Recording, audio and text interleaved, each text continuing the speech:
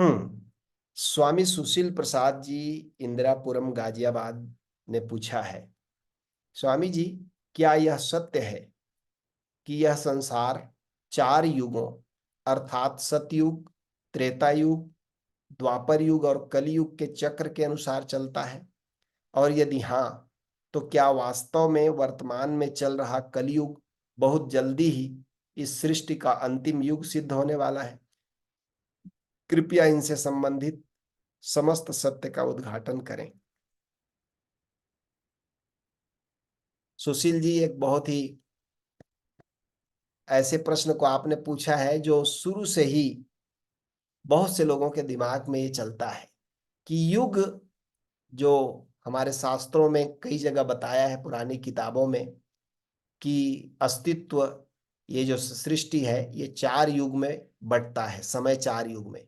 सतयुग, पहला सतयुग था, दूसरा त्रेता युग था, और तीसरा द्वापर, और चौथा कलयुग। और शास्त्र कहते हैं, कुछ लोग शास्त्रों के व्याख्याकार कहते हैं कि हम लोग कलयुग में जी रहे हैं, ये सृष्टि का अंत का समय है। मूल सूत्र एक जगह इस पर और भी है। ऐत्रेय ब्राह्मण नाम का एक ग्रंथ है और वैदिक साहित्य में, और इसी में इस सूत्र की सही सही विवेचना हुई है। मूल सूत्र क्या है, मैं आपको पढ़कर सुनाता हूं। मूल सूत्र है,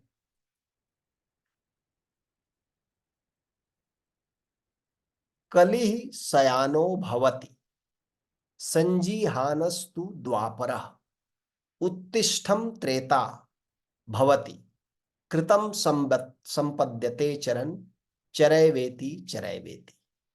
अर्थ है इसका, ऐत्रेय ब्राह्मण का अर्थ कर ऋषि कहता है, जो सो रहा है वह कली है, निद्रा से उठ बैठने वाला द्वापर है, उठकर खड़ा हो जाने वाला त्रेता है, लेकिन जो चल पड़ता है वह कृत युग है, सतयुग है, स्वर्ण युग है। अब इस सूत्र को समझें, कितनी बढ़िया बात कही है। लेकिन पहले ही एक चीज इसमें बता दूं कि इस सूत्र में आपने देखा होगा कि युग को, सतयुग, त्रेता युग, द्वापर युग, कलयुग को ऋषि ने समय से नहीं जोड़ा है, उसने इसे हमारी चेतना से जोड़ा है। जब आप चेतना से जोड़ेंगे तब तब इसका सही अर्थ प्रकट होगा। यही प्रश्न परम गुरु ओशो से एक स्वामी नित्यानंद जी ने पूछा था, तो ओशो ने बहुत ही विस्तार से इसका उत्तर दिया, और ओशो ने कहा कि ये सूत्र ऐसे लगता है जैसे मैंने बोला हो, ये मेरा सूत्र है, मैं ऐसे ही करता। ये ओशो भी कहते हैं, और कहते हैं ऐत्रेय ब्राह्मण के इस ऋषि से मैं 100% सहमत हूं कि युग का संबंध चेतना से है।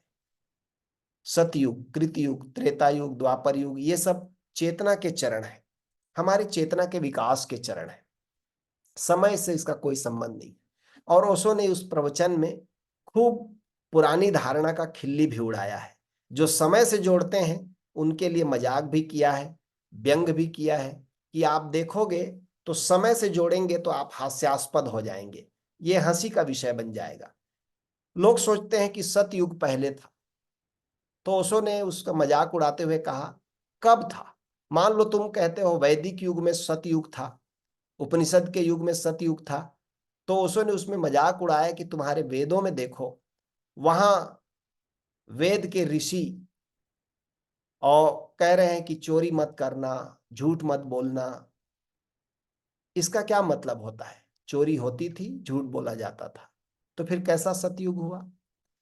जैन धर्म के लोग कहते हैं प्रथम तीर्थंकर है उनका ऋषभ देव। ऋषभ देव का जिक्र है वेदों में, ऋषभ देव खुद ही कह रहे हैं कि चोरी मत करना, इसका मतलब चोरी होता था। जहां चोरी हो रहा है वो कैसा सतयुग है? फिर जहां झूठ हो रहा है, उस जमाने में दास प्रथा थी, मनुष्य सामान की तरह खरीदे और बेचे जाते थे, वह कैसा सतयुग है? ये सब का उल्लेख ओशो ने किया है, और इसलिए उन्होंने कहा यदि तुम समय के साथ युग को बांधोगे तो हास्यास्पद लगेगा, बेकार की बात लगेगा, चाइल्डिश बात लगेगा। इसको चेतना से समझो। और आप चेतना से समझेंगे तो बहुत मजा आएगा इसको। देखें, अब जरा मैं ओशो की दृष्टि से आपको समझाने का प्रयास करता हूं। आपने पूछा है कि क्या कलयुग के साथ सृष्टि का अंत हो जाएगा? नहीं, सृष्टि का अंत तो नहीं होगा, लेकिन कलयुग के साथ जब जो व्यक्ति कलयुग में जी रहा है, ऐसा समझे कि उसका तो अंत आ ही गया, चाहे सृष्टि बचे, चाहे रहे, चाहे जाए। लेकिन जो कलयुग में जी रहा है वह तो समझ लीजिए अपने समय को खो रहा है।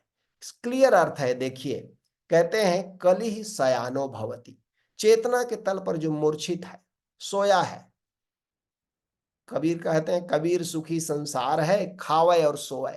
खा रहा है, सो रहा है, न उसके जीवन में कुछ किरण है, न प्रकाश है, न खोज है, बस खाना और सोना, आहार निद्रा भय मैथुन। यह व्यक्ति कलयुग में है। चाहे वो कृष्ण के युग में पैदा हुआ हो, चाहे राम के युग में, चाहे विष्णु के युग में, चाहे वेद के जमाने में, वो कलयुग में ही है, क्योंकि उसकी चेतना महामूर्छा में जी रही है। जो महामूर्छा में जी रहा है उसे कलयुग में ही जीने वाला समझना चाहिए। तो कहते हैं जो कलि शयानो भवति संजीहानस्तु द्वापर, और निद्रा से उठ बैठने वाला द्वापर है। जो झकझोरने से संतों के, सदगुरुओं के, थोड़ा जागा, आंख मलने लगा, निद्रा छूटी, खोजने की बात पैदा हुई भीतर, तो वो व्यक्ति द्वापर युग में आ गया। चाहे वो आज पैदा हुआ हो, चाहे 1000 साल पहले पैदा हुआ हो, वह द्वापर में है। उसकी चेतना ने एक करवट बदली, उसकी चेतना ने एक ऊंचाई की तरफ आंखें उठाई। बस अभी निद्रा से उठा है, ठीक है, बहुत कुछ बदलाहट नहीं होगा, लेकिन फिर भी झाड़ पोंछ के खड़ा होने की एक भीतर अभिप्सा पैदा हो गई है। तो यह व्यक्ति द्वापर में आ गया। और कहते हैं उत्तिष्ठमस त्रेता, और जो जीवन के लक्ष्य की तरफ चलने के लिए उठकर खड़ा हो गया, अब साधना में, अब अध्यात्म में, अब ध्यान में, अब समाधि में जो समय देता है, जो नियोजन करता है, जीवन का, ऊर्जा का, धन का नियोजन करता है कि अब मुझे ध्यान को पाना है, अब ध्यान के लिए सब कुछ समर्पित है, अब समाधि के लिए सब कुछ समर्पित है, यह व्यक्ति त्रेता युग में आ गया, उठकर खड़ा हो गया। अब इसको संसार का कोई जंजीर बांध नहीं सकता। यह व्यक्ति त्रेता में है, चाहे वो राम के युग में न भी रहा हो, तब भी त्रेता में है। और कहते हैं कृतम संपद्यते चरण, और जो चल पड़ा सत्य की तरफ, जो सत्य के लिए सब कुछ दांव पर लगा दिया, वो व्यक्ति सतयुग में है। चाहे वो अभी 5 साल पहले भी पैदा हुआ हो, कि 15 साल पहले, कि 50 साल पहले, और चाहे लाखों साल पहले, वो व्यक्ति सतयुग में है, जो सत्य के लिए सब कुछ दांव में लगाने को तैयार है, जो जीवन का नियोजन करता है कि यह जीवन मिला है, सत्य को जानूंगा, भक्ति को जानूंगा, ज्ञान को जानूंगा, आत्मा को, परमात्मा को जानूंगा, और इसके लिए चाहे जीवन को ही मूल्य के रूप में चुकाना पड़े तो भी चुकाने को तैयार हूं। यह व्यक्ति सतयुग में है। और कहते हैं यहां भी रुकना नहीं है। ऐत्रेय ब्राह्मण का ऋषि कहता है चरय वेति, चरय वेति, चलते रहो, चलते रहो, रुकने। और इस शब्द का अर्थ जो ओशो ने किया है वो चौंकाने वाला है। कहते हैं चलते रहो का अर्थ, ओशो कहते हैं मैंने भी देखा कि मेरे साथ बहुत लोग चले, लेकिन जहां मैं कहता हूं चलते रहो, लोग जहां मंजिल आती है अपना मंजिल समझ के रुक रुक जाते हैं। कोई मेरे साथ चलने को तैयार नहीं है। और जो संत होता है, सदगुरु होता है, वो कहीं रुकने नहीं देता, क्योंकि जीवन एक प्रवाहमान है। अभी गुरुदेव के आनंद गीता में पढ़ रहे थे ना कि जीवन प्रवाहमान है, वो रुकने वाला नहीं है। यदि आप रुकते हैं तो सिवाय षडांध के कुछ नहीं होगा। ओशो ने कहा कि मैंने सभी बुद्ध पुरुषों पर बोला, कृष्ण पर बोला तो हिंदू कुछ दूर मेरे साथ चले, महावीर पर बोला तो जैन कुछ देर मेरे साथ चले, जीसस पर बोला तो कुछ देर ईसाई साथ चले, लेकिन जहां मैं और आगे की बात करने लगा, लोग मेरे दुश्मन हो गए। जीवित संत, जीवित सदगुरु एक क्रांति होता है, वो रुकने नहीं देता। आप ओशोधारा में भी देखे होंगे, गुरुदेव हमें रुकने नहीं देते। हम सोचते हैं किसी तरह चरैवेती प्रोग्राम करके फुर्सत पालेंगे, तो कहते नहीं, वो तो प्रारंभ है, शुरुआत है। रुकने का मतलब है अपने को खत्म कर देना, रुकना नहीं है। और इसीलिए इतने प्रोग्राम बनाने के बाद भी हम, गुरुदेव कहते हैं चरैवेती, चरैवेती। अभी तक लगभग मेरे ख्याल से 13 या 14 चरैवेती हो चुके हैं। और हर बार जो चरैवेती कार्यक्रम में भाग लेते हैं वसुधारा के, वो कहते हैं हर बार नया है, हर बार कुछ नूतन जुड़ गया है, हर बार कुछ नयापन है, हर बार कुछ ऊंचाई और लेता है। तो कोई भी जीवित संत, जीवित सदगुरु है, वो आपको रुकने नहीं देगा। इसलिए जीवित सदगुरु के साथ रहना बड़ा कठिन है, क्योंकि हमारी सबके मन होता है कि एक जगह कहीं आ जाए जहां हम फिर से अपना चादर बिछाएं और ओढ़ें और सो जाएं, फिर से विश्राम कर लें, फिर से नींद में चले जाएं, फिर से कलयुग में चले जाएं।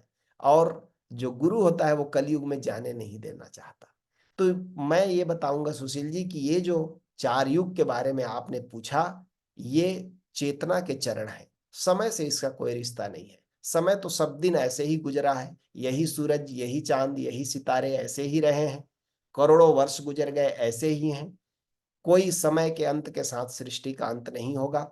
सृष्टि बन रही है, सृष्टि मिट रही है निरंतर। अनंत आकाश गंगाओं में नई नई पृथ्वियां बन रही है। वैज्ञानिक कहते हैं कोई 50,000 पृथ्वियों पर जीवन है, अनंत पृथ्वियां हैं। कितने बन रहे हैं, कितने मिट रहे हैं, ये पृथ्वी भी कितने दिन रहेगी कह नहीं सकते। हो सकता है कल फिर सूरज न उगे, हो सकता है अभी और लाखों साल चले, कह नहीं सकते। हाँ, लेकिन मनुष्य के जीवन में जिस दिन सतयुग आता है उस दिन जीने का मजा है। और मनुष्य जब तक कली युग में है तब तक समझो वो जिया कि मरा दोनों बराबर है। उसके सांस केवल खा लेने को, पहनने लेने को, जी लेने को संसार में जीवन थोड़ी कहेंगे। क्या आपके भीतर वो जो बोध है, वो जो चैतन्य है, वो जो तत्व है, क्या वो विकसित हुआ? क्या उसको आपने जाना? तो आप सतयुग की तरफ बढ़ रहे हैं। आप जहां हैं वहां से आगे बढ़ने का प्रयास करें, वहीं पर रुके रहना ठीक नहीं होगा। तो आज के सत्र को पूरा करेंगे उत्सव के साथ। तो आपके प्रश्न के लिए धन्यवाद। और ऐसे ही अगले शनिवार को भी कोई प्रश्न रहेगा तो आप लोग पहले से भेज देते हैं तो मुझे सुविधा हो जाती है कि मैं देख लेता हूं कि प्रश्न में क्या कुछ सारभूत कहा जा सकता है। तो चलिए उत्सव की तैयारी करते हैं, खूब उत्सव मनाएंगे, क्योंकि यही जीवन है। उत्सव मनाता हुआ जीवन ही जीवन है, और नहीं तो गुरुदेव कह रहे थे ना कि फिर प्रवाहमान जीवन ऐसे ही बीत रहा है और समय कट रहा है और हम कुछ आनंद नहीं ले पा रहे हैं। तो चलिए मजा लेते हैं, मैं गीत चलाता हूँ।